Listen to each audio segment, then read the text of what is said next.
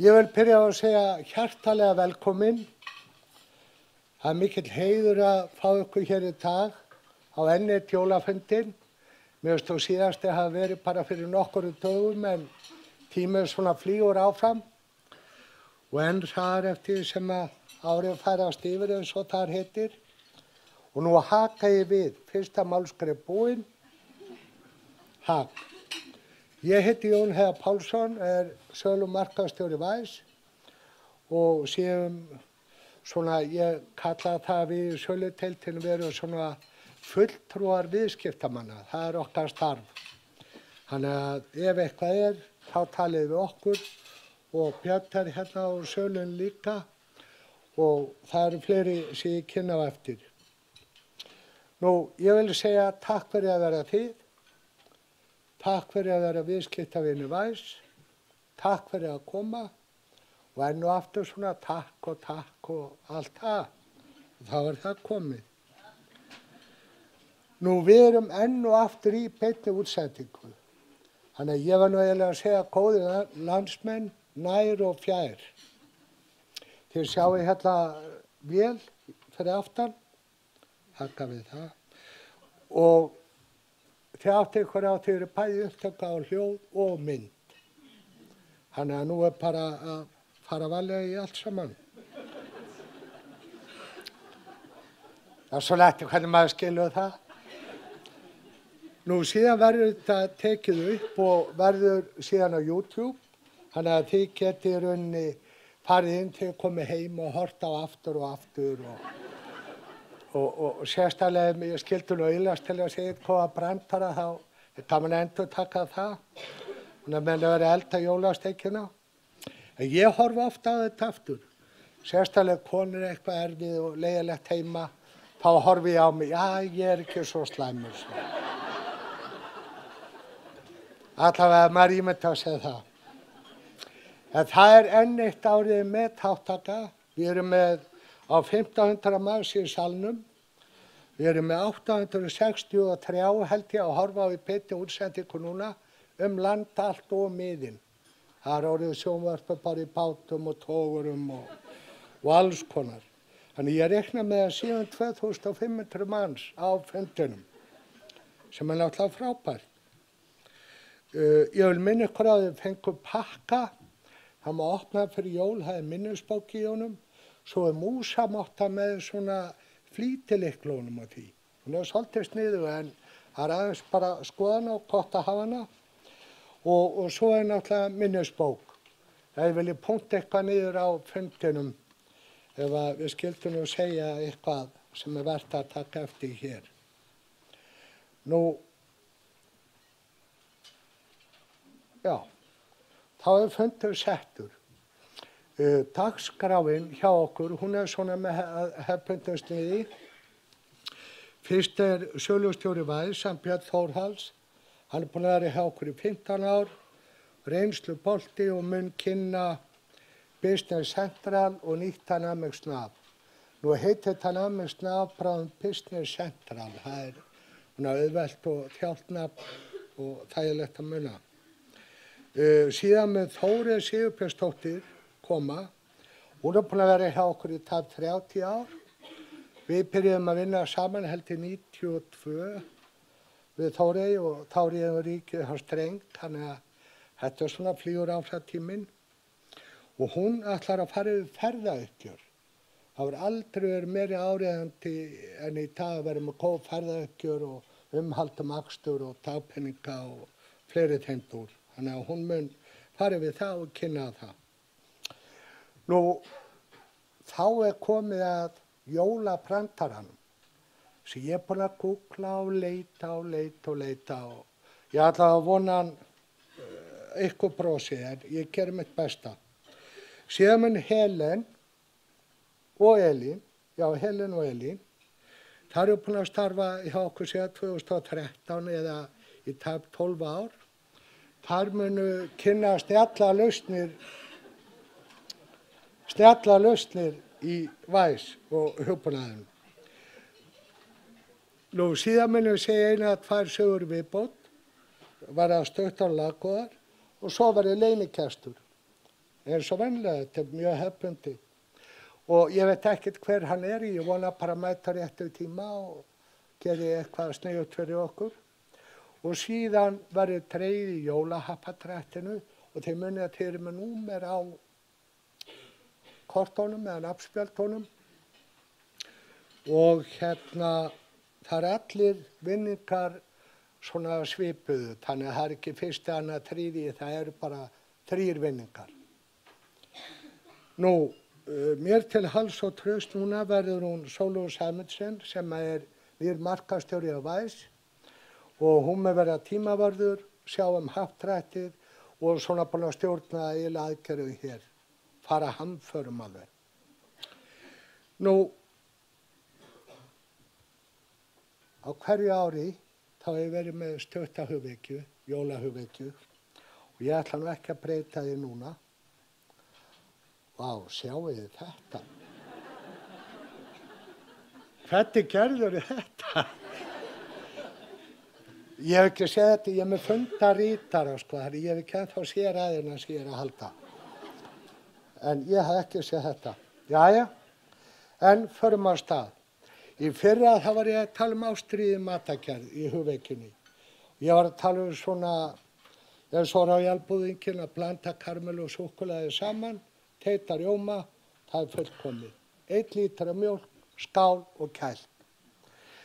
Nú, ég talaði líka óra fiskibólur í dós og myndi ykkur á að nota safan og dósinni til að setja í pott, tómatsósu, hveiti, tykkja, búa til með smá tómatsósu, þá bleiksósa og veislumatur.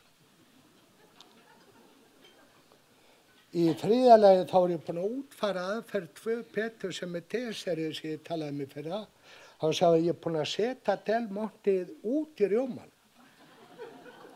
Ég sagði hvað þetta flott í glösunum og kemur svona styrtilega út. Mér finnst að það meir reisni við þessu. En ég fekk svona ráð. Hann kokkur sonur minn. En í ár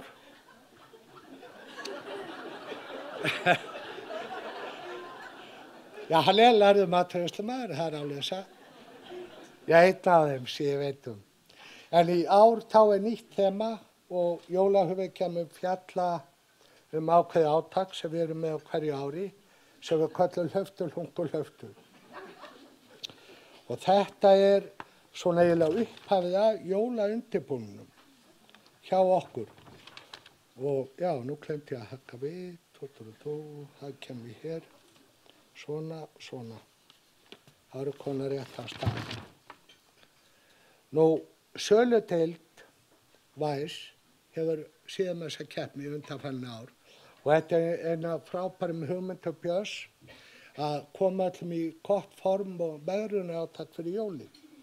Og ég veit ekkert hversu ég samþykkti þetta bull, en þegar það sagði mér að það væru 42 vikur í undirbúning og 10 vikur í keppni, ok, þá ég til að skoða það.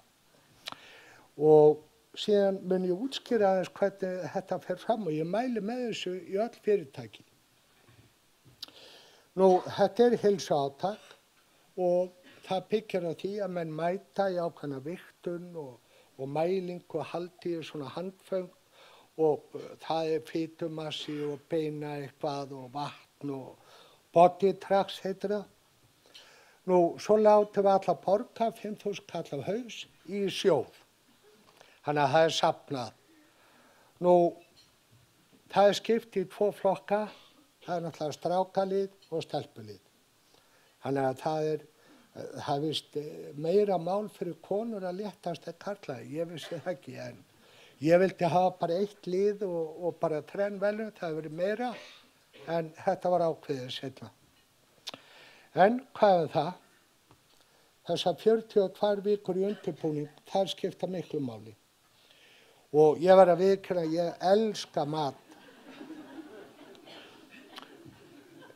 Bara það þannig. Þessar 42 vikur byggja á að þyngja sig eins mikið og mögulegt Og þetta hérna satt.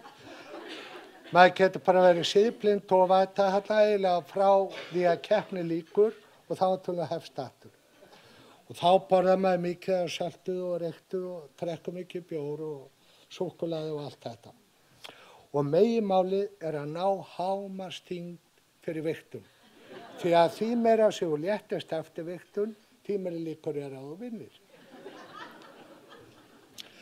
Og svo vil ég benda ykkur á að 2 daga fyrir vigtun, þá mjög gott að þetta kartöfluflögutrykki. Tekur maður það og alveg belgist út og þannig maður 3-4 auka kíló. Þetta svona mín aðferðafræði við að vinna í þessari keppni og ég búinn að vinna í 14 skipta 15, svona ykkur að segja. Nú, ef að þetta dugar ekki, þá líka mjög gott ráð að þyngja sig enn frekar með að hafa annað lóð í vasanum. Ég gerði þetta svo lenti ég í vigtunni þá var mér sagt að fara úr buxunum, það var alveg skelfilegt. Þá var eitthvað spurst trykkið og lóðið tatt beint á litlu tala á mér og komst allt upp. Þá þróiði mig yfir í þetta belti sem þið sjáðu þetta. Það bætir svona 5 kílóum fyrir vigtun og gott að hafa. Nú, þá komið upp vopnalit við vigtunarkræðina. Þannig að það hafði eitthvað spurst út, svona var ég verið að svindla í þessu og þá kom þetta sandvestir sér ágætlega. Þá svona maður í því og víða skyrtu bara og næri aftur auka 4-5 kíló. Svo náttúrulega komst það upp og þá var bara lokaraði og það pungsakkan. Það var eiginlega síðasta trikki. Ég ætla ekki að útskýra það frekar en þið getið látið svona ímyndunarafli bara leið ykkur í gunnur. En það hjálpaði mér í síðustu 2 mælingum. Nú, þegar búið að vigta og maður búinn að tryggja maður í hámarksþyngd og tilbúin í að fara í léttun, þá þarf maður að byrja svona að horfa í kringum sig í fyrirtækjunum og meta hver mögulega ógnun, hver mögulega að keppa við þig, hver gæti hugsanlega unnið þig. Og þá hefst þessi sjálfræni hernaður. Það búið að spotta út ógnina í austri. Og þá byrja maður að spá, laumur nammi á borði í hánum, boða hann marga fund og hafa alltaf skál fyrir framan hann. Fara honum bjór, fara með hann í burger og svo bara náttúrulega tala endalaust mat. Hvað maður borðaði í gær og hvað maður borðaði í dag og ætlar að borða morgun og þetta. Og alltaf að vera með majú og sultu auka á disknum. Ég alveg sama hvað í matinn. Jafnvel grænmetispasta, hauga majú og sultu og. Nú, svo náttúrulega að greina hverju uppáhalds matur keppinautar. Og það gerir maður með því að spyrja svo limskulega, hvað þú með á jólunum og yfirleitt blaðrar fórnatýrið þegar veit ekki betur. Þá maður með það. Fer beint í afgreiðsluna, semur við stelpurnar, passar að það sé nógu oft í matinn þessar 10 vikur sem átakið Og svo náttúrulega barma sér alveg endalaust, maður sé búinn að gefast upp og sé engin maður í þetta og hafi ekki þetta en að vilja styrk. Og þá líður þessari ógnun eins og það sé búið að vinna og það slakar á og hjálpa manni að klára málið. Nú, það eru 3 leiðir eiginlega til að vinna þetta. Eitt árið tók ég bara kaffi og kamelkúrin og það bara ansi gott, þá léttist maður bara hratt og vel og ekkert mál. 15-18 kíló á 6 vikum það bara auðvelt. Nú, svo tók ég múslikúrin eitt árið.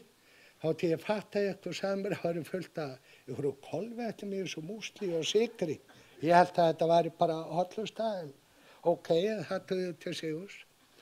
En í ár, þá var það bara steik og salat. Það var eina sem dugði. Því ég fann að það var ógnun. Það var eitt sem var að léttast rosalega. Og þá var ekkert að gera annað að sleppa brennvíni, fara í detox-te og fara í ræktina. Ég hef nú aldrei farið í ræktina á ævinni. Þetta var alveg skelfileg upplifun. En ég var svo desperat að vinna ekki að ég treymi nú í þá og beitti öllu bráðum. Nú hér mynd af mér því ég var í ræktinni síðast.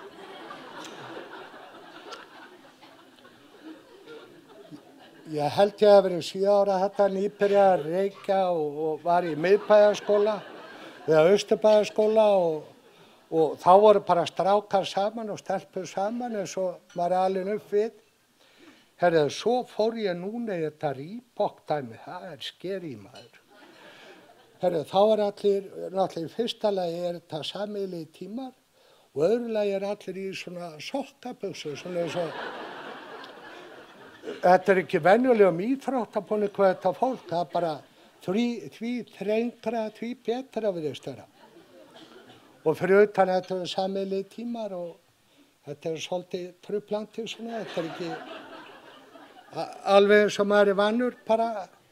En það var gaman að prófa þetta og ég mæli með ef þið hafið ekki prófað þetta að fara, það svolítið gaman að sjá þetta svona. Hvað fólk að gera á þessu stöðum. Nú, enn og aftur var náttúrulega sigur í Höfn í 14. skipti af 15 og nú ég ekki að ljúga, þetta hreina satt. Helsti keppinautur brotinn, bugaður, hann hefur alltaf mætt í vinnuna. Hann hélt að væri búinn að vinna og eyða aurunum og allt. Það voru 16 kíló, enn og aftur, 12% í einhverju fitu og svo yngtist ég úr 75 ári 50 ári. Ég skil nú ekki alveg hvernig það hægt, þetta eitthvað tæki sem maður hangir í svona, svo segir að þetta til lífaldur og það bara taldi endalaust niður. Ég veit að ég er rúmlega 60, þannig að ég held að það sé ekkert að marka þetta. Það var allavega allir mannar á krænu og enn og aftur vann ég og vann fyrir jólagjöfunum og hauðapenning. Ég held við ættum eiginlega að klappa fyrir mér því ég er svolítið stoltur af þessu.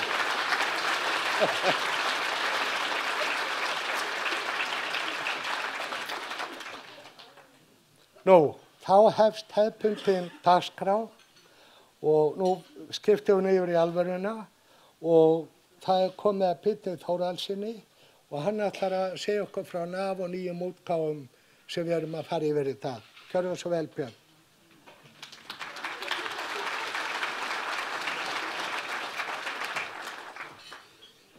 Það er merkilega við þetta hjá Jóni áðan að meirihlutinn af þessu satt.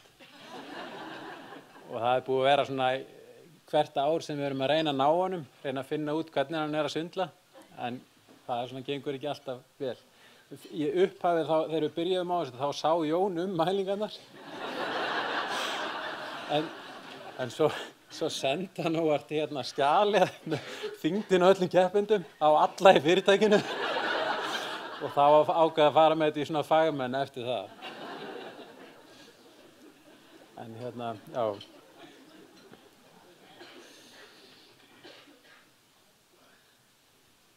Herðan, ég heiti Björn Þórhallsson og starfa sem sölustjóri hjá Wise og ég ætla svona að segja ykkur aðeins svona hvað er framundan bæði hjá okkur og Microsoft og það er svolítið mikið af svona skemmtilegum breytingum sem eru núna framundan og það sem er svona áhugavert núna er að Dynamics NAV eða Navision nafnið er að detta út og nýja nafnið er Microsoft Dynamics 365 Business Central og þetta er smá tungubrjótur en við munum náttúrulega kalla þetta bara Business Central og þetta er það sem að Microsoft er að gera með þessu er að þeir eru að færa, þeir eiga náttúrulega til svolítið af hugbúnaði sem er í þessari 365 seríu, svona lausnaseríu og það er rauninni þetta forskeyti hérna fyrir framan en við munum kalla þetta Business Central og kerfið fær svolítið svona skemmtilega uppfærslu á viðmóti og ég fullir að það verður ennþá betra heldur en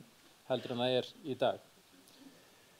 En ef við skoðum svona kannski smá bara hérna mynd, hvernig Microsoft sér þetta fyrir sér, að Business Central það var gefið út núna í október á Íslandi og við erum svona að vinna í að uppfæra sérkerfin okkar og höfum verið að gera það núna undanfarnar vikur og svona gera það tilbúið fyrir fyrstu innleiðingar og það er sem sagt skýjalausnirnar okkar, áskriftin, hún er rauninni formlega tilbúin í dag fyrir Business Central og síðan erum við tilbúin í uppfærslur svona þegar líður aðeins á árið. Vefbiðlarinn, hann fær svona mikilvægara hlutverk, heldur hann hefur haft áður og þessi hefðbundi svona Windows spilari sem við erum að nota svona dagsdaglega, hann er rauninni mun svona fasast út og það er svona spurning hversu langan tíma þetta mun taka en þetta mun svona gerast á næstu árum. Kjarni kerfisins verður líka uppfærður í svona nútímalegra forritunarmál og ýmislegt gott sem fylgir því og síðan er rauninni þessi samþætting við skýjahugbúnaðinn hjá Microsoft sem verður rauninni bara hluti af kerfinu og gögnin munu flæða þá er rauninni algjörlega óhindra þar á milli og það er rauninni dæmi slíka lausnir er þá full samþætting við á Business Central við Office 365, Microsoft Talent, Power BI, Power Apps og Flow. Tengingar við, við þriðja aðila kerfi, þau verða líka einfölduð og verða einfaldari og betra að tengjast þeim. En stóri punkturinn hérna er að kerfi mun þróast mjög hratt á næstu árum og nýta þá nýjustu tækni frá Microsoft á hverjum tímapunkti og þessar skýjalausnir ásamt því að bæta og endurbæta upplifun notandans á viðmóti og öðru. Ein af stóru breytingunum sem við höfum verið að sjá á undanförnum 5 árum er að okkar viðskiptavinir vilja nýta sér skýjalausnir í meira mæli. Og stór hluti af okkar viðskiptavinum er að hýsa NAV-kerfin sín í gagnaveri Microsoft sem kallast Microsoft Azure og þarna eru uppfylltir allir hugsanlegir staðlar, uppfylltir varðandi öryggi á gögnunum og afritun og Microsoft hefur verið að leggja með Business Central er að leggja enn þyngri áherslu á þennan hluta og skýið mun verða hvað maður að segja fyrsti valkostur til þess að hýsa kerfið á. Það sem er líka nýtt í þessu er að Business Central er ekki með svona ártal í nafninu eins og við þekkjum NAV 2016, 17, 18 og að það verður kallast bara Business Central, svipað eins og Windows 10 og síðan er bara útgáfunúmer á útgáfunni. Fyrsta útgáfan af Business Central, hún er eins og ígildi NAV 2019 og síðan en við köllum hana Business Central og síðan er útgáfunúmer út frá því. Hérna sjáum við yfirlit yfir þessa biðlara sem er í boði og Windows biðlarinn sem er hérna hægra megin á myndinni er sá sem við notum mest í dag en hann verður á undanhaldi á næstu árum. Og vefbiðlarinn vinstra megin, hann er sá sem mun taka við og hann er orðinn mjög nothæfur og flottur í þessari fyrstu útgáfu og hann mun síðan batna mikið og verða enn betri og það er allar viðbætur sem koma frá Microsoft fyrir biðlarann, þær munu verða í þessum vefbiðlarann en ekki Windows biðlaranum. Hann mun bara fá hefðbundnar öryggisuppfærslur. Síma og spjaldtölvu biðlarinn sem við sjáum hérna á miðri myndinni, hann verður mun meira notaður líka og við höfum aðeins byrjað að nota hann í 2017 og 2018 útgáfunni til þess að samþykkja reikninga meðal annars og Helen og Elín þær sýna okkur þetta betur á eftir í kynningunni þeirra.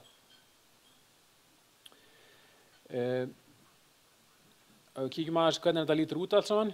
Hérna sjáum við hvernig þessi vefbiðlari lítur út í Business Central og hann er búinn að taka töluvert miklum framförum og flýtinappar og vinnsla til og frá Excel, hún er orðin bara mjög góð og bara sambærilega eins og við þekkjum í Windows-biðlarunum í dag. En það sem vefbiðlarinn hefur kannski fram yfir að hann er sprækari og notendavænni heldur en Windows-biðlarinn og öll spjöld þar inni eru dýnamisk. Þannig að ef vera til dæmis viðskiptamannaspjaldi eða vöruspjaldi og vera að bæta við reitum eða einhverja stærri uppfærslur að þá innan spjaldsins að þá þurfti áður að fara út úr spjaldinu inn í það aftur til að endur hlaða en þetta gerist allt saman bara strax í dag inn á spjaldinu án þess að þurfa að gera eitthvað. Leitin í vefbiðlarunum, hún er líka betri heldur en í Windows-klæðintunum. Það er hefðbundin leit þar sem er verið að leita að skýrslu eða einhverjum formum til að fara inn í. En það til viðbótar þá er hægt að leita innan spjaldsins. Þannig ef maður væri til dæmis staddur inn á birgðaspjaldi eða viðskiptamannaspjaldi að þá eru svona grúpperingar þarna uppi sem eru svona möppur og það eru ansi margir reitir oft á tíðum og þá er henni hægt að leita innan spjaldsins. Og síðan er líka hægt að leita í skjölum og þar skoða aðeins betur eftir, en þetta er til dæmis varðandi hjálp og annað í kerfinu út frá leitorðunum sem við vorum að leita að. Hérna sjáum við svona hvernig leitin lítur út, en skoðum þetta aðeins betur á eftir. Power BI frá Microsoft er birtingaform á upplýsingum, skýrslum og mælaborðum sem Microsoft hefur verið að bjóða upp á í nokkur ár og það er fjölmargir af okkar viðskiptavinum sem að nýta sér þessa tækni í dag til að skoða og birta upplýsingar.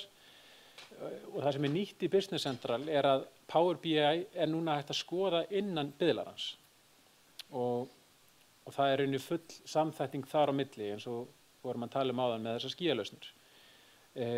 Og það er hægt að nýta sér tilbúnar greiningar þannig inni líka, mælaborð sem Microsoft er að bjóða upp á og hérna sjáum við til dæmis hvernig kerfið er að nýta sér vélnám eða machine learning og þá vinnur það á fyrirliggjandi upplýsingum og kemur með spá. Eins og hérna þá talar hann að 8 af útistandandi reikningum muni ekki greiðast á gjalddaga út frá fyrirliggjandi forsendum. Og þarna er hann að vinna á svona sögulegum forsendum í kerfinu og kemur með þessa spá. Og einnig er hægt að reikna upp ýmsar kennitölur og svona stjórnenda upplýsingar eru komnar svona að töluvert miklu leyti inn í biðlara. Og þetta er eitthvað sem kemur til með að aukast töluvert mikið þegar við tökum Business Central í notkun. Það er að segja að færa þessar upplýsingar inn í biðlara. Office 365 er enn önnur skýjalausn sem með mikla samþættingu þarna við og þarna er hægt að opna, hérna eins og þessari mynd eru stödd inn í Outlook en við getum opnað glugga innan Outlook inn í Business Central. Og hérna erum við með tölvupóst frá einhverjum viðskiptavinni og við sjáum upplýsingar hans upplýsingar inn í Business Central, hvaða tilboð eru opin á hann og pantanir og það er hægt að gera ákveðnar aðgerðir þarna inni eins og að breyta tilboði yfir í pöntun eða að tengja kalendir við tímaskráningu og margt fleira sem hægt að gera þarna inni. AppSource er nýtt nafn sem við þurfum að læra. Við þekkjum öll App Store og Play Store í símanum okkar. AppSource er appbúð Microsoft fyrir Business Central. Í framtíðinni getum við farið hérna inn og skoða hvað er í boði í viðbótum fyrir Business Central og nú þegar eru komnar inn töluvert af viðbótum þarna inn en þeim á eftir að fjölga mjög hratt á næstu mánuðum og árum. Og hugmyndafræðin hér er að opna á viðbætur í svona markaðstorgi fyrir þá partnera að koma vörum sínum annarkvort á alþjóðlega eða innanlandsmarkað, allt eftir hvað hentar hverju markaðsvæði, sem og fyrir viðskiptavinin að geta farið inn og leita sér að þá viðbótum fyrir kerfið á auðveldan hátt. Aðeins að sýna ykkur í rauninni bara hvernig kerfið lítur út hérna.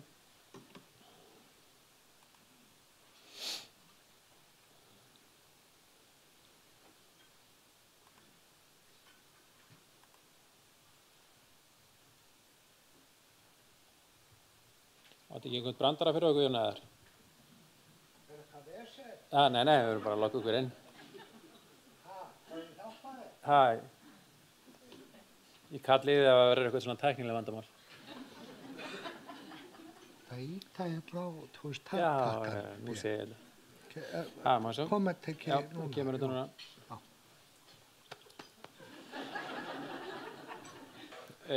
Þetta er sem sagt vefbiðlarinn í Business Central og hann er svolítið breyttur. Það sem svona kallar á mann svona strax þegar maður horfir á þetta er að það er rauninni þessi innsýn eins og við horfum á hér, allt búið að þýða þetta voða flott á íslensku. En hérna er kerfið að koma með svona greiningar frá einhverju tilteknu tímabili. Hérna er ég búinn að velja í rauninni bara síðasta mánuð og þá er hann að koma með upplýsingar hvaða vöru voru mest seldar. Hún sýnir mér upplýsingar hver var svona stærsti viðskiptavinurinn á þessu tímabili og hvaða reikningur var hérna hæsta upphæð og svo er hún með sama tímabili fyrra til samanburðar við hvað var mörgum sölum lokið.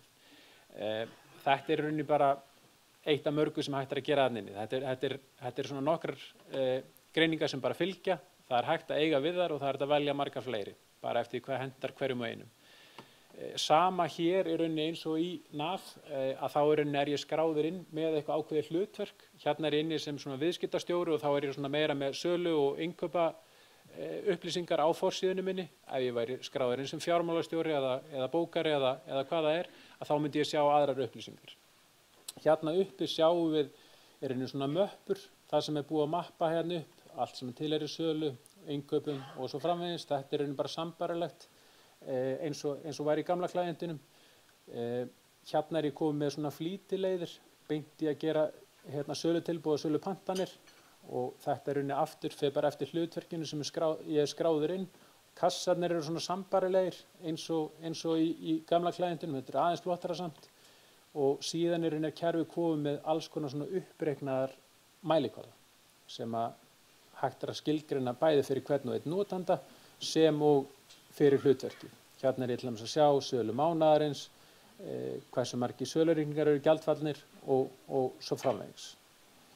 Ef við færum okkur aðeins neðar í hlutverkið að þá er komið hérna eitthvað nýtt sem heitir kynningamyndbönd og hérna rauninni get ég farið að skoða, til dæmis eins og fyrir nýja notendur, get ég farið að skoða vídeó inn í kerfinu og við sjáum fyrir okkur að við munum bæta hér inn fyrir sérkerfi og annað hjá okkur að búa til svona vídeó library. Svo við færum okkur aðeins neðar, hérna er áfram svona stjórnendaupplýsingar, hérna er hún að sína 5 efstu viðskiptavinina og ég get stilt af hlutverki, ég er að fylgjast með einhverjum ákveðnum reikningum hérna, ég er með prófjöfnuð, samanburðar milli tímabila og síðan er rauninni það sem við vorum að tala áðan með Power BI að það er rauninni orðið algjörlega svona hluti af kerfinu og hérna get ég rauninni bara smellt og ég á minn powerbi.com aðgang og venjulega ég að fara þar inn en núna get ég rauninni bara sótt þessar skýrslur inn í klæðintin. Þannig að ef ég vel bara hérna skýrslur að þá fæ ég rauninni bara yfirlit yfir þær skýrslur sem er í boði og ég get bara smellt hérna á og þá birtast þær skýrslur sem svo skýrsla sem ég valdi og verður rauninni bara hluti af sýninu minni hérna inni. Microsoft gerir líka aðeins betur, frábær þýðing hérna snjallský. Þetta er í rauninni bara svona viðameira mælaborð fyrir mig sem notanda og hérna get ég séð þá er rauninni upplýsingar eins og við sáum í glærukynningunni áðan.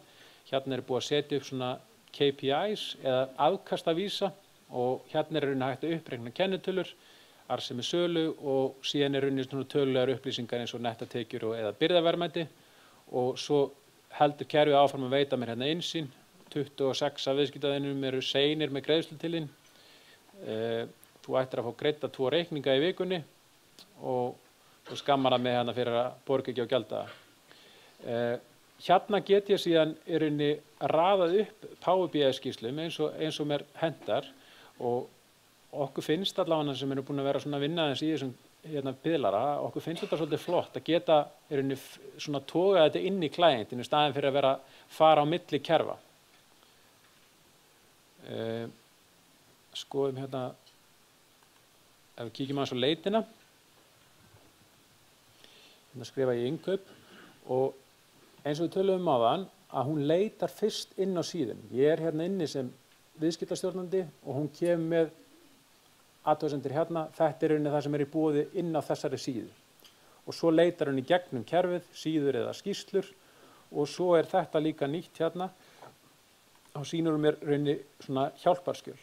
Og hérna er hún að tengjast, ef við skoðum hérna, mér langar að vita hérna stofna innkaupareikning og skrá innkaup, lýsing á því hvernig á að kaupa birgðir og þjónustukaup. Mér langar að sjá þetta aðeins betur, smelli ég hérna á og þá er henni flytur hún mig yfir á, smeltum ekki alveg rétt á þetta hérna, að sjá.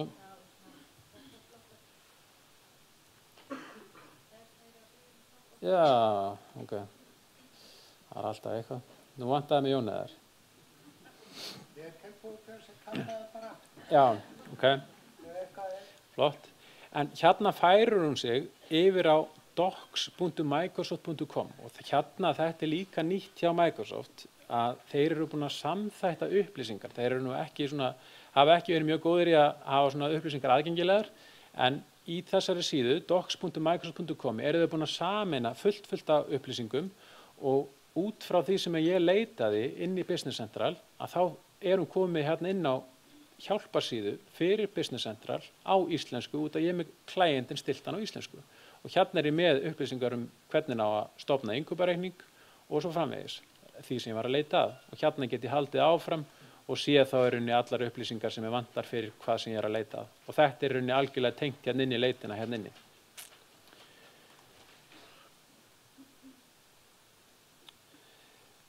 En ef við tökum þetta bara svona stuttlega saman, það sem við erum búin að fara yfir, að það eru mjög miklar breytingar framundan, en þetta eru góða breytingar, spennandi tímar og fullt að tækifærum til að gera betur í núverandi ferlum og kerfum. Takk fyrir.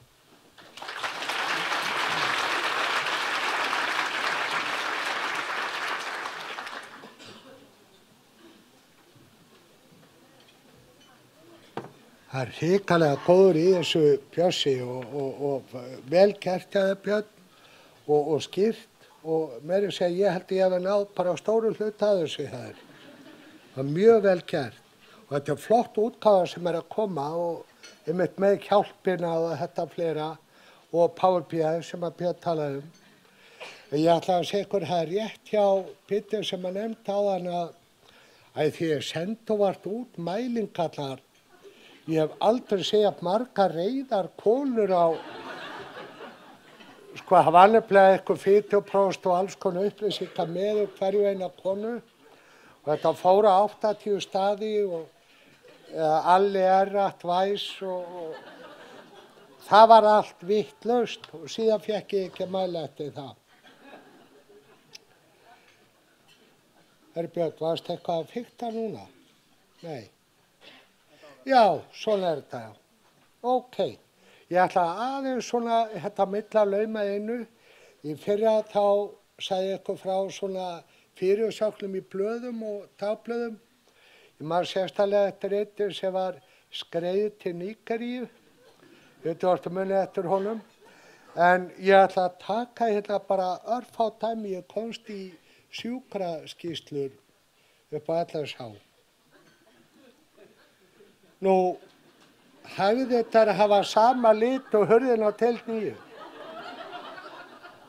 Og þetta hérna satt, þetta úr sjúkraskýrslu og ná bullshit Ég veit ekki hvað hún á liti, ég mynda mér að sé eitthvað út í brúnt samt.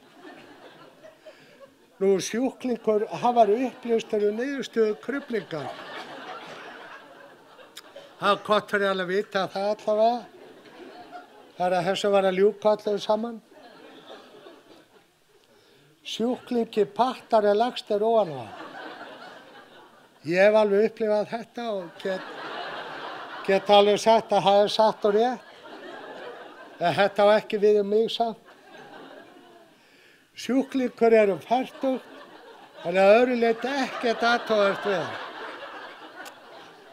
Og Björn 9 ára fertugur, ég sé ekkert athugavert við hann. Og ekkert að ráði. Sjúklingur tilfinningalaus frá tá og niður úr. Það spurning hvað í neðan þetta. Hann svona góður þessi. Fékk afsvif og man ekki til að vaknaði með 2 hjúkum. Ég get alveg hugsað mér að vera þetta, Býttu ég á að vakna í rúminu með 2, þetta ætlaði nú ekki alveg þangað, jæja. En þessi var nýkominn til landsins frá Egilsstöðum. Og enn og aftur, þetta úr raunverulegum sjúkraskýrslum, En hvað það? Ekki að býr með frískum eiginmanni. Hann bara arfar hess og ekki að nála með lífið. Sjúklingur fær verk í bringuna ef hún liggur á vinstri hlið lengur en í 1 ár.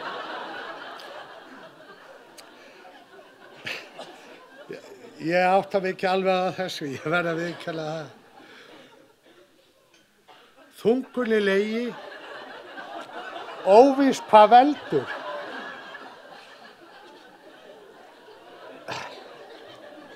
Ég hef alltaf ekki fengið upplýsingar þetta, frúin vildi ekki svara mér í gær. Nú grunur vaknaði vöðvabólgu í Borgarnesi. Og enn og aftur, þetta hreinlega satt. Það sem fyllti mælinn var þvaleki.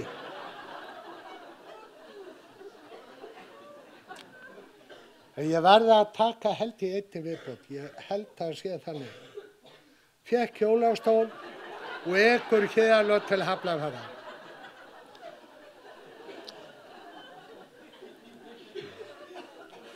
Herri, jú, það er eitt hérna að lokum, ég hef ekki bara láta að koma, ég held það. Hún rann til á svelli og virðist að lappirnar á henni hafi farið sitt í hvora áttina í byrjun desember.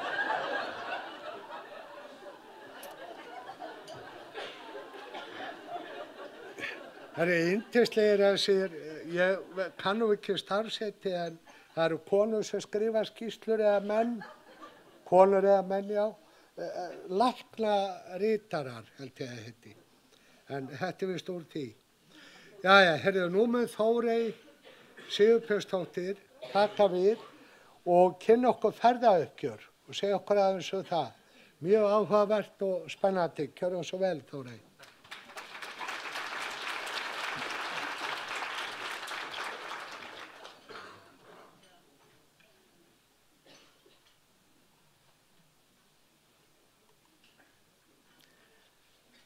Góðan daginn og velkomin. Ég heiti Þórey Sigurbjörnsdóttir og starfa sem ráðgjafi hjá VICE. Svolítið erfitt að koma upp á eftir Jón Heiðari, því hann er svo fyndinn, ég er kannski ekki alveg svona fyndinn. En þegar ég segi ferðauppgjör, þá dettur mér í hug allt á einum stað. Þá á ég við allar upplýsingar ferðir eru á einum stað inn í Navisjón. Og auðvelt að leita að reikningum sem standa á bakvið og annað. Nú, ferðauppgjörið heldur utan kostnað starfsmanna sem fara í ferðir á vegum fyrirtækisins, eins og til dæmis dagpeninga, ýmsan útláðakostnað eins og lestamiða og fleira, nú hótelkostnað, akstur og flugmiða sem dæmi. Í þessar útgáfu sem ég ætla að kynna fyrir ykkur hér, að þá eru starfsmennirnir settir inn í kerfi sem lánardrottnar og við nýtum okkur sem sagt innkaupareikningana, að það sem við erum að greiða fyrir starfsmenn og til starfsmanna, að við setjum upp sem lánardrottinn og skrifum út innkaupareikninga og þar að leiðandi getum við þá nýtt okkur bankasamskiptakerfið og greitt þar út. Nú á hverju ferðauppgjör, af því að það er auðvelt að sjá allan kostnað einu stað í kerfinu og einnig hægt að nýta þá önnur kerfi sem eru til staðar eins og að greiða út reikninga eins og ég nefndi áðan. Ég er að fara með ykkur í smá ferðalag, ímynda ferðalag, svo ég geti útskýrt betur og eftir hvernig við setjum kostnaðinn inn í Navisjón.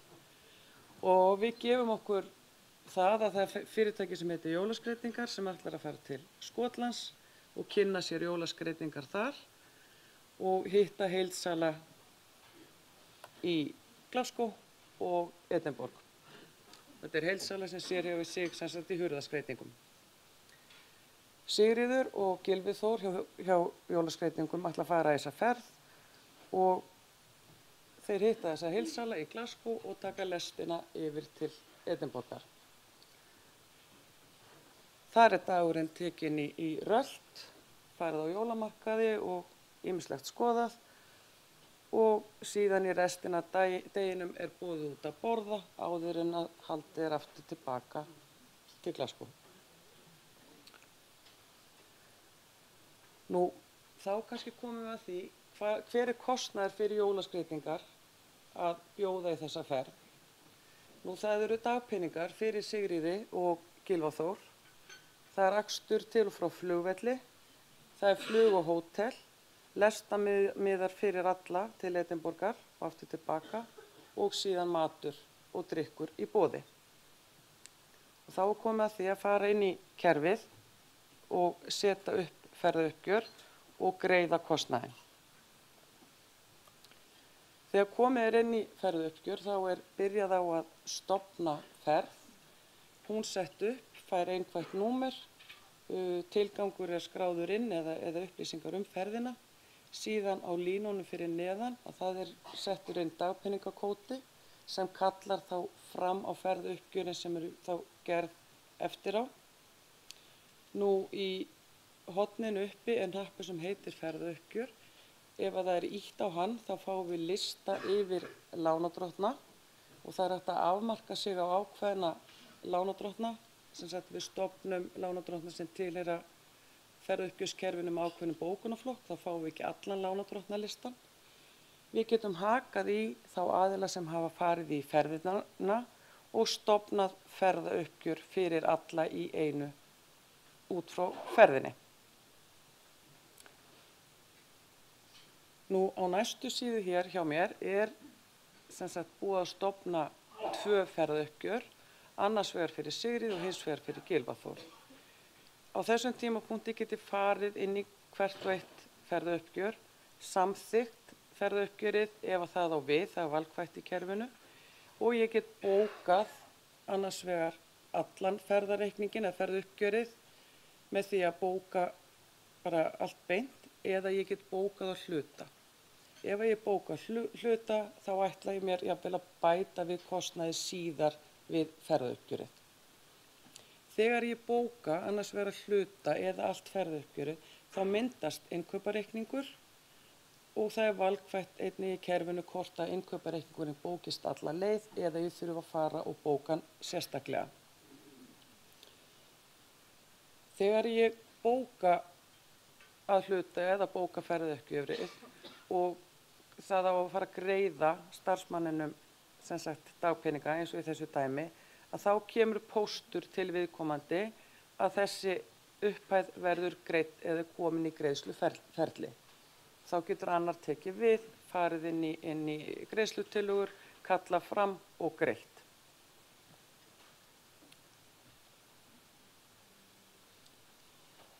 Á þessari mynd er ég með ferðauppgjör Sigríðar og dagpeningarnir hjá henni voru bókaðir fyrirfram og greiddir ásamt öðrum kostnaði og þegar þeir búið að ganga frá þeim þá verða línurnar í ferðauppgjörinu grænar.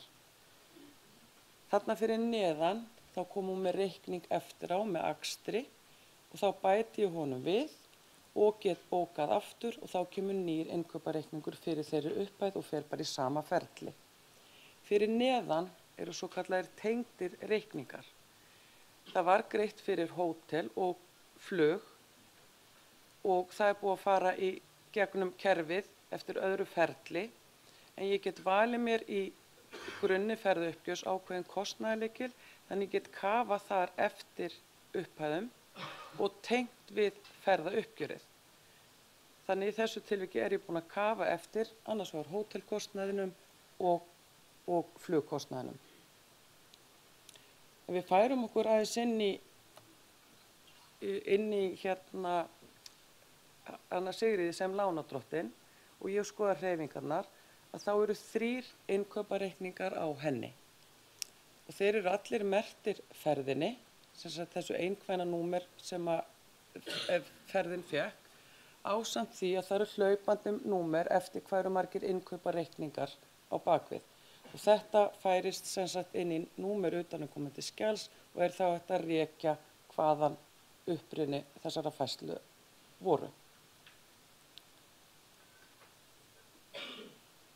Nú, til að fá síðan upplýsingar kostnað þessar ákveðnu ferðar, þá get ég farið inn í ferðina og séð hvað er búið að tengja við þessa ákveðnu ferð.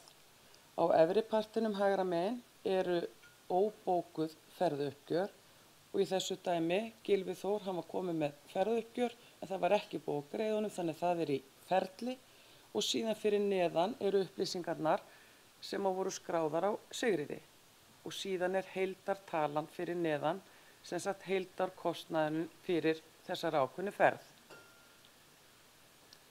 Nú í sambandi við upplýsingar úr kerfinu að þá má taka út eina skýrslu sem við köllum kostnaði við ferðir og það hægt að afmarka sig á ákveðna ferð og fá þá allar upplýsingar ferðina eða taka einn ákveðin lánardrottinn eða ferðamann og fá þá upplýsingarnar eingöngu hann. Síðan líka hægt að taka skýrslu út sem keyrir á ferðauppgjörslínunum. Eins og ég sýndi áðan að þá vorum við með dagpeninga, við vorum með útlagðan kostnað, við vorum með akstur og í þessu dæmi sem eru upp á skjánum núna að þar eru búin að afmarka mig bara á akstur og þá sé ég kílómetrafjöldan sem hefur verið að greiða í hverri og einni ferð fyrir hvern og einn ákveðin aðila og síðan kemur heildar upphæð hverra ferð fyrir aftan. Nú það þarf að skila jafnvel staðgreiðslu þegar það á við eða náttúrulega launamiðum fyrir árið og kerfið með það rafrænt hægt að reikna náttúrulega upp staðgreiðsluna og senda á einfalda máta og einnig launaframtal. Nú svona stutt samantekt að við að keyra ferðauppgjörskerfið á lánardrottnunum til þess þá raunverulega að nota innkaupareikninga og til þess að nýta okkur bankasamskiptakerfið. Nú, það eru allar upplýsingar ferðina á einum stað í kerfinu og síðan hægt að sjá uppruna á innkaupareikningunum á lánardrottnafærslunum. Ég vil líka nefna það að það auðvelt að skanna inn skjöl með ferðauppgjörunum og láta þá fylgja þá alla leið inn til lánardrottna og það ýmsir aðrir fítusar í kerfinu sem ég hef ekki nefnt hér en velkomið að senda fyrirspurnir til mín. Þá bara þakka ég fyrir.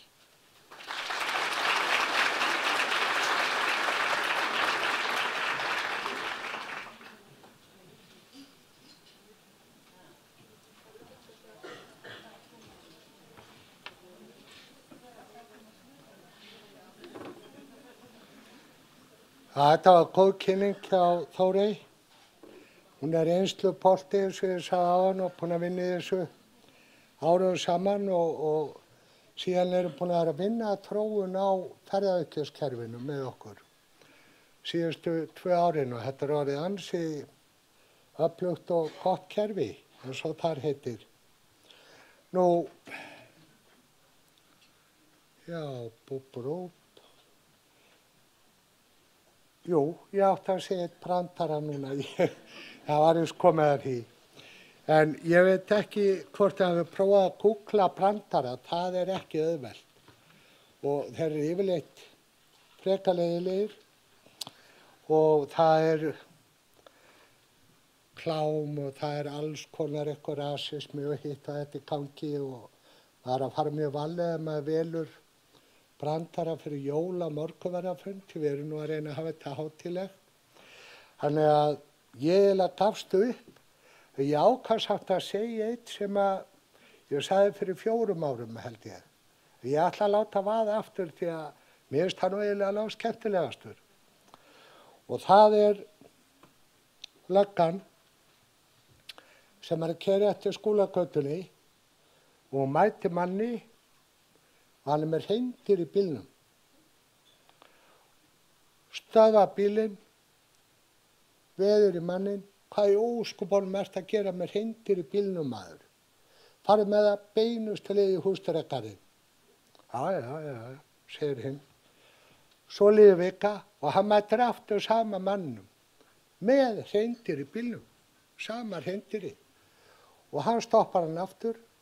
Var ég ekki búin að segja að fara með það í húsdýragarðinn? Jú, ég gerði það, nú erum við að fara í bíó.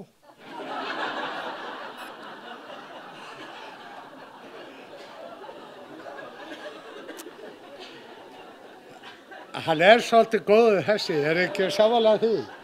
Og allavega ekkert á grári línu í neinum svona mælikvarðum.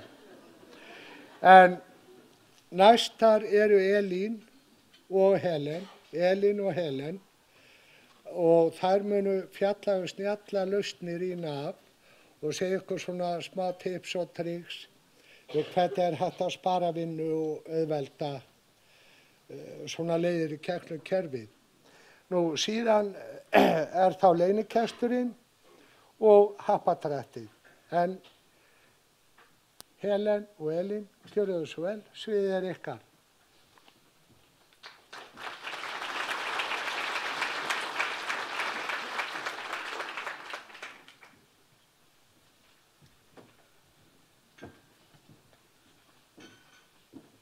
Komið sæl, ég Elín og með mér Helen. Við erum hér með nýjustu útgáfu á NAV, Windows-spiðlaran fyrir Business Central sem Björn var að segja okkur frá áðan. Við ætlum að sýna ykkur hvernig hægt að nýta ýmsa sjálfvirkni sem kerfið býður upp á. Við ætlum að taka á móti rafrænum reikningum, fara í gegnum uppáskrift og samþykkti reikninga. Við ætlum að skoða NAV-appið og sjá hvernig sérkerfin okkar vinna saman og ýmsa snjalla lausnir sem okkur þykja flottar. Og Helen ætlar að byrja að segja okkur frá rafrænum reikningum. Já, rafræni reikningar eru þeir reikningar sem hægt að senda á milli kerfa í gegnum skeytamillara. Í NAV tölum við RSM reikninga, en RSM stendur fyrir rafræn sending og móttaka. Hér ætla ég að opna RSM kerfið og sækja skeyti dagsins. Hér fæ ég upp 3 RSM reikninga og ég ætla að byrja að skoða reikningin hérna á Krónus. Þetta þessi hefðbundna stílsíða sem flestir eru að nota, en svo eru aðrir eins og til dæmis Rarik og Síminn sem eiga sína eigin stílsíðu. Reikningurinn þeirra lítur svona út, örlítið öðruvísi. Ef við skoðum Rarik reikningin nánar, þá sjáum við að hér í línunum eru fjárhagslyklarnir inni. Og ástæðan svo að ég hef áður tekið á móti reikning frá Rarik og setti þá upp fasta bókunaruppsetningu á þeim reikning, svo ég þarf ekki að spá í það núna. Það sem ég ætla að gera hér úr þessari valmynd að senda reikningin til uppáskriftar. Línurnar fylgja með yfir í uppáskriftina ásamt viðhenginu sem fylgir færslunum alla leið í fjárhag. Hér reikningurinn komin yfir í uppáskrift og viðhengi fylgir með ásamt þeim bókunarstýringum sem komu með rafræna reikningum þegar við sóttum hann. Fyrir þá sem eru ekki að nota RSM-kerfið en eru að nýta sér uppáskriftarkerfið, þá mjög snjallt að vera með sjálfvirkan innlestur úr kröfupottinum í bankanum og fá þá greiðsluseðils upplýsingar með þegar að reikningurinn skráður inn. Elín, þú ætlar að sýna okkur eitthvað nánar frá því. Já, og þú ætlar svo að segja okkur frá þessum kröfupotti nánar á eftir. Já. Ég ætla að búa hérna til uppáskriftarreikning, hérna vegna trygginga. Þegar ég slægi inn kennitölu lánardrottins, þá fæ ég hérna upp 3 línur. En þetta kerfið að sækja, þess að við erum búin að sækja núna ógreiddar kröfur úr banka inn í hana kröfupott og núna þegar ég slægi inn kennitölu lánardrottins að þá stingur kerfið upp á þessum reikningum til skráningar í uppáskriftinni. Og hérna efsta línan reikningurinn sem ég ætla að skrá inn og þá kemur hún með upphæðina á reikningnum fyrir mig og sérröndina. Þannig að þá þarf ég bara að setja inn hérna uppáskriftar aðilann, bókunardagsetningu og eitthvað númer, hérna reikningsnúmer lánardrottins og þá bara komið að því að setja inn línurnar í reikningin. Stundum erum við að fá reglulega frá lánardrottni samskonar reikninga og þá getum við átt bókunartillögu, við getum verið búin að vista reikning sem bókunartillögu, þannig að við þurfum ekki að slá inn sömu línunum aftur og aftur í nýja reikninga. Þannig að ég ætla hérna, þá get ég afrita bókunartillögu af því að ég hef vista samskonar reikning. Þá fæ ég hérna inn línurnar, oft þetta náttúrulega heilmargar línur, og koma inn línurnar með uppáskriftar aðilunum, fjárhag sem á að bóka á og deildunum til dæmis. Og eina sem ég þarf að gera þá að slá inn upphæðunum í línurnar. Svona, og þá reikningurinn tilbúinn til að senda til uppáskriftar. Ég ætla að bæta hérna við að það er líka hægt að dreifa kostnaðinum eins og til dæmis hérna með tryggingar og ég vil dreifa kostnaðinum yfir á allt árið 2019. Þá leyfi ég hérna kostnaðardreifingu á þessum línum og vel hérna dreifa kostnaði. Ég ætla að dreifa kostnaðinum á þessum reikning í 12 mánuði og fyrsta bókunardagsetningin á að vera 1.1.19. Þá fæ ég hérna inn línur fyrir allt tímabilið og kerfið menn bóka sér þetta á safnlykil fyrir kostnaðardreifingu sem tikkar svo á kostnaðarlyklana 1.1. hvers mánaðar yfir allt tímabilið. Og ég ætla að senda þennan reikning til uppáskriftar. Og svo er samþykkjandi alls ekki háður því að vera fyrir fram með tölvu til að samþykkja reikninga. Oft liggur á því að fá reikninga samþykkta og við erum flest alltaf með síman við höndina og þá er tilvalið að vera með NAV appið í símanum til að geta samþykkt þar. Helen, þú kannski setur hérna síman upp á skjáinn. Þannig með síman og ég ætla bara að sýna ykkur hvernig appið lítur út. Ég er hérna með hlutverkið fyrir uppáskriftina og þess vegna sé ég hérna bláu kassana á það fyrir uppáskriftakerfið. Ég sé hérna á efri partinum reikningarnir mínir sem eru í uppáskrifta sem bíða samþykkis og hérna fyrir neðan þá sé ég alla reikningar sem eru í uppáskriftakerfinu í ferli og þetta er heimildastýrt þannig að hérna hef ég heimildir til þess að sjá alla reikninga. Kannski eru margir samþykkjendur sem að sjá bara hérna efri partinn. Í appinu er til dæmis hægt að sjá líka hérna við strík svona skjánum til hægri þá sé ég myndrænar upplýsingar það sem er í ferli og hérna sé ég mína lánadrottna, ég get stofnað mína lánadrottna hérna inni.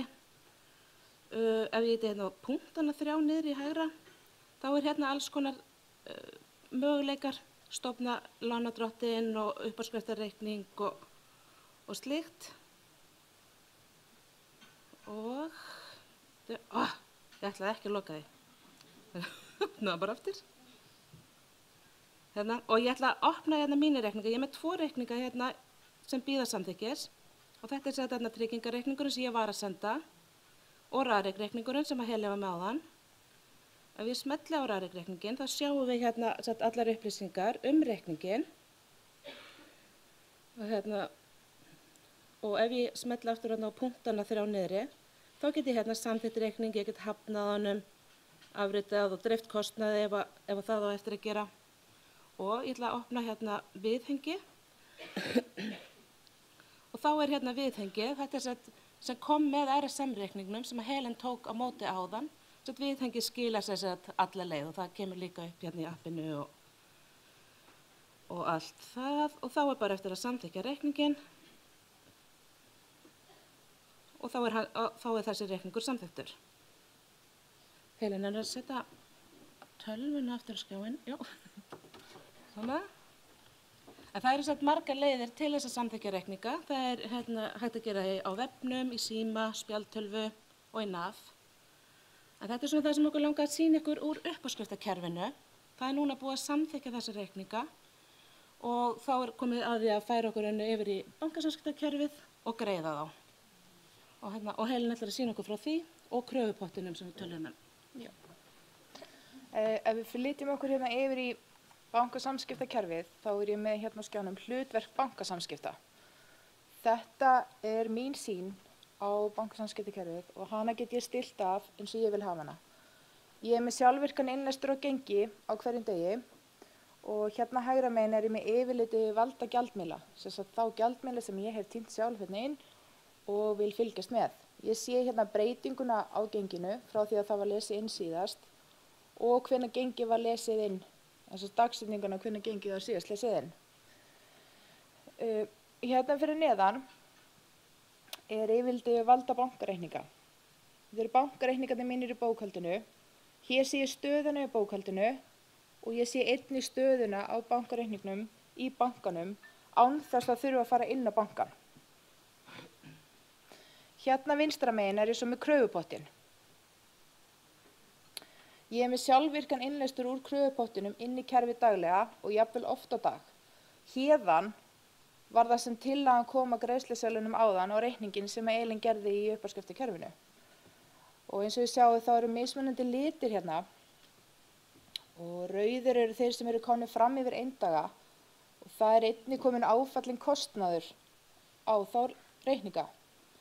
Svartir eru þeir sem eru á eindaga í dag og þessi ljósgráu þeir bíða bara. Eindaginn þeirra er ekki fyrir 19.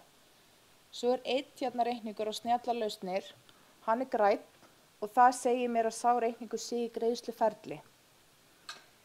Hér sjáum við einnig reikningin fyrir tryggingunum sem Elín gerði áðan inn í uppáskriftakerfinu og ég ætla að greiða reikningin. Ég get gert það út frá þessari valmynd með því að opna kröfugluggann og stofna greiðslu út frá kröfu. Þessi reikningur er samþykktur þannig að hann kæmi einnig upp í greiðslutillögu ef að sú leið væri farin. Nú sjáum við að ég á 2 hérna græna vegna þess að það eru 2 reikningar í greiðsluferlinu núna. Ef við færum okkur inn í greiðsluferilinn, þá sjáum við þá hér. Úr þessari valmynd get ég flett upp öllum ógreiddum kröfum á þann lánardrottinn sem valinn er hérna í línunni. Ég get einnig flett upp ógreiddum kröfum í bankanum. Þegar reikningurinn hefur farið í gegnum greiðsluferilinn, þegar hann er greiddur og greiddur úr þessari valmynd, ég þarf ekkert að fara inn á bankan til þess að greiða reikningin. Færslubókin hefur verið bókuð að þá sér kerfið að jafna fyrir mig færslurnar og allt er klárt hvað það varðar. Svo er einnig hægt að fara með þetta í hina áttina líka.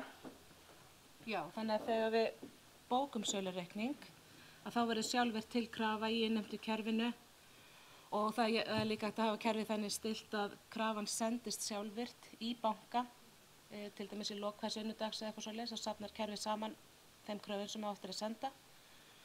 Og svo getum við líka sendt reikningin með RSM eins og við tókum við áðan. Og svo er líka hægt að birta greiðsluseðil undir rafrænum skjölum hjá viðtakanda í netbankanum. Já, þetta var svona það sem að okkur finnst flott og nytsamlegt og hérna langaði til að sýna ykkur. Vonandi að fá einhverjar hugmyndir hvernig er þetta að nýta kerfið betur. Ætlum við að sýna eitthvað meir? Nei, ekki varðandi þetta, en að ég sýna töfrabragð. Já, sýndi mér töfrabragð. Já, ég er nefnilega hérna, sá þetta á YouTube um daginn. Ok, að skella þessu með. Já. Ég er nefnilega hérna með liti. Og ég ætla að láta það hverfa.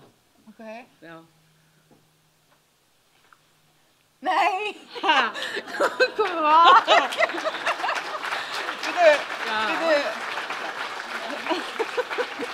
Og hvað? Getur þú sýnt aftur eða?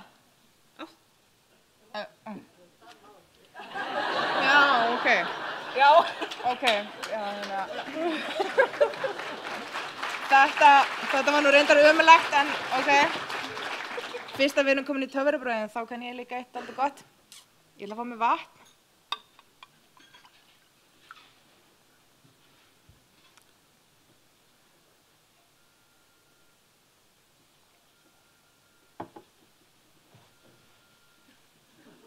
Ég flutti það bara yfir til hennar.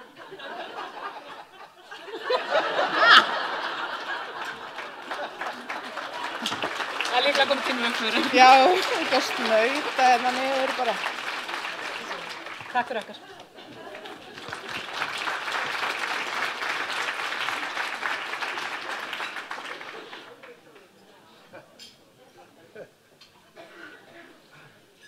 Þetta er alltaf, ég er ennþá að reyna að skilja þetta vastrykk alltaf.